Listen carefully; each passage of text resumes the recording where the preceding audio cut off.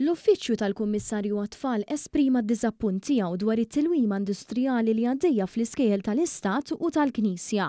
Wara stqarrija li ħareġ dan l-uffiċċju fejn ħeġġeġ lil daw kollha involuti biex isibu soluzzjoni fl-aħjar interessi tat-tfal ħalli ma ssirx aktar sara fuq it-tfal u dritt tagħhom għall-edukazzjoni ta' kwalità, One News tkellem mal-Kummissarju għat-Tfal Antoinette Vassallo.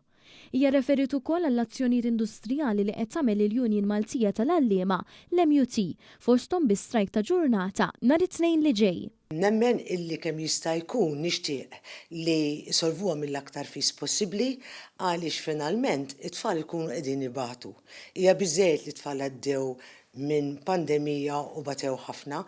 U fil-verità xi ħaġa bħal din qed taffettwhom għaliex jien rċivejt anke xi minn xi ġenituri fejn qaluli li anke l-Parents' Day ġiet cancelled, l-assessments ma sarx, allura jiena ngħid kemm jista' jkun ejja jsibu soluzzjoni tnejn li huma kemm min-naħa tat-teachers ukoll min-naħa tal-Gvern illi dejjem ifittxu l-aħjar interess speċjalment għat-tfal tagħna biex it-tfal tagħna ma jbatux fejn tidħol l-edukazzjoni. Dak huwa dritt tagħhom ukoll li huma għandhom igawdu. Min-naħa tiegħu il-Ministru għall-Edukazzjoni Clifton Grima nhar is-Sibt li għadda sostna li dawn l-azzjonijiet industrijali mhumiex flokhom u qed jolqtu ħażin lill-istudenti kif anke saħaq l-Uffiċċju tal-Kummissarju għat-Tfal.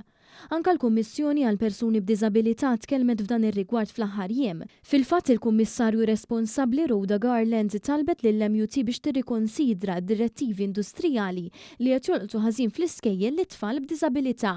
Garland kitbet lill-President tal-MUT Marco Bonnici biex jirtira azzjoni imposta fuq l-għalliema li waqfu jarfu lill-ġenituri tat-tfal dwar dak li jkun sar fil-klassi.